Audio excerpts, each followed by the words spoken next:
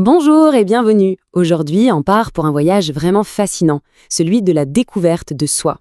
C'est une aventure, je dirais même, essentielle pour avancer dans la vie avec plus de confiance, plus de clarté. Allez, on plonge tout de suite dans le sujet. C'est la grande question, pas vrai? Une question qu'on se pose tous à un moment ou à un autre de notre vie. Nos passions, nos réactions, nos rêves, tout ça, ça forme une sorte de puzzle assez complexe. Mais alors, comment on fait pour assembler toutes les pièces? Et si la réponse, ou en tout cas une partie de la réponse, commençait avec un ami? C'est là qu'intervient So. Ça se prononce So et ça veut dire ami. Et c'est exactement ça, le rôle de cette plateforme. Être un compagnon de route, un guide bienveillant dans cette exploration de soi. Alors, So, ce n'est pas juste un joli mot, c'est une initiative bien réelle. On va explorer cette première idée, So comme un ami pour le bien-être. Il s'agit en fait d'une plateforme numérique camerounaise qui a été pensée spécifiquement pour accompagner les jeunes sur ce chemin qui est si important. Derrière Soy, il y a l'association Son Empreinte, et sa mission est très claire, donner des outils et du soutien autour de 3 piliers vraiment fondamentaux. On parle ici de la santé mentale, bien sûr, mais aussi de la construction d'une bonne estime de soi et de l'aide au développement personnel. D'accord, mais on peut se demander concrètement pourquoi c'est si important de se connaître. Qu'est-ce que ça change vraiment dans la vie de tous les jours? Premier point, et c'est un gros morceau, ça permet de mieux gérer ses émotions. Quand on commence à comprendre pourquoi on ressent de la colère, de la joie ou du stress dans une situation précise, eh bien c'est le premier pas pour apprendre à naviguer ces vagues intérieures sans se laisser complètement submerger.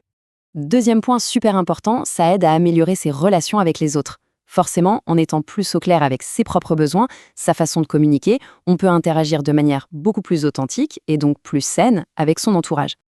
Et enfin, un point absolument crucial, ça aide à faire les bons choix pour l'avenir. Quand on sait qui on est vraiment au fond, c'est beaucoup plus simple de s'orienter vers des études, une carrière qui nous correspondent vraiment, et pas seulement de suivre ce que les autres attendent de nous. Et l'impact de tout ça, on le voit très clairement au quotidien, que ce soit dans les amitiés, les relations familiales, à l'école, ou même quand on réfléchit à son futur métier. Se connaître, c'est comme avoir une boussole intérieure qui nous aide à prendre les bonnes directions.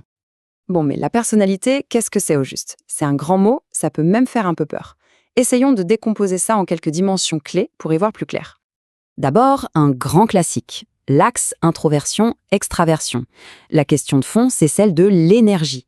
D'où est-ce qu'on la tire? Est-ce qu'on recharge ses batteries dans le calme, la solitude, ou est-ce qu'au contraire, on a besoin d'être avec les autres, d'échanger, d'interagir pour faire le plein d'énergie?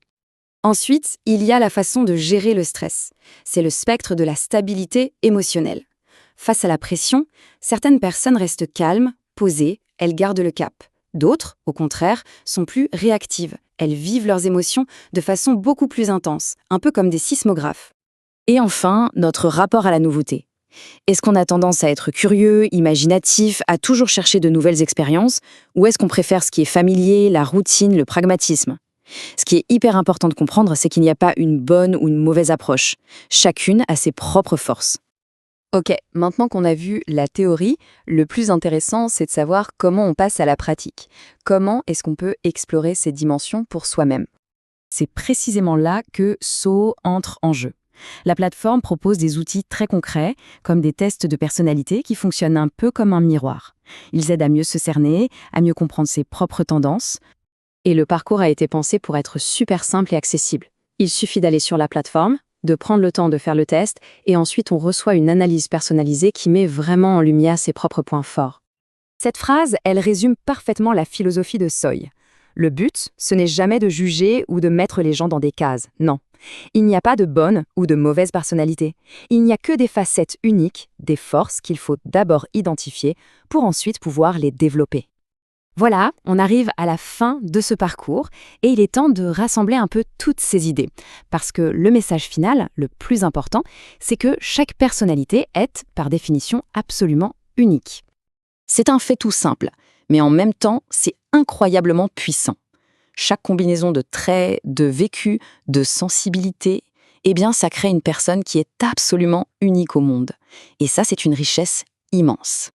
Alors, la suite de ce voyage, c'est quoi? On pourrait dire que c'est un processus en 3 temps.